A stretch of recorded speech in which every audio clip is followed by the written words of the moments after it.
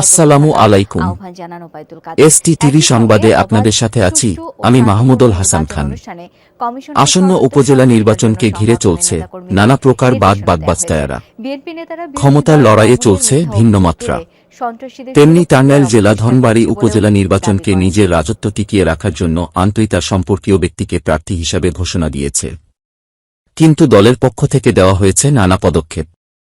MP, মন্ত্রীদের বা ছেলে, মেয়ে, সেলক ভাই কেউ নির্বাচনে অংশগ্রহণ করতে পারবে না বলে সার্থক বাণী জানিয়েছেন আওয়ামী লীগের সভাপতি জননেত্রী শেখ হাসিনা। এ বার্তা দলের সাধারণ সম্পাদক উবাদুল কাদেরের কাছে প্রকাশ করেছেন। তিনি আরও বলেছেন, যদি কেউ এমনটি করে থাকে তাহলে তার বিরুদ্ধে কঠোর ব্যবস্থা করা হবে বলে হুঁশিয়ারি দিয়েছেন প্রধানমন্ত্রী। তিনি আরও বলেন, এবার নির্বাচন অবাধ, নিরপেক্ষ এবং সুষ্ঠু নির্বাচন সংগঠিত হবে। আর রাজনৈতিক কোনো প্রভাব বিস্তারের কোনো সুযোগ থাকবে না। জনগণ যাকে ভোট দিয়ে নির্বাচিত করবে সেই হবে উপজেলা পরিষদের চেয়ারম্যান।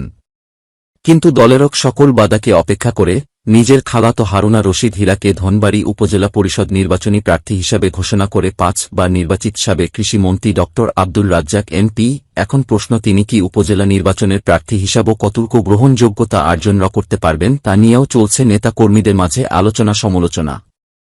এর মাঝে ক্ষমতার দপ্তর প্রয়োগ করছে বিভিন্ন ইউনিয়ন পরিষদের চেয়ারম্যানরা।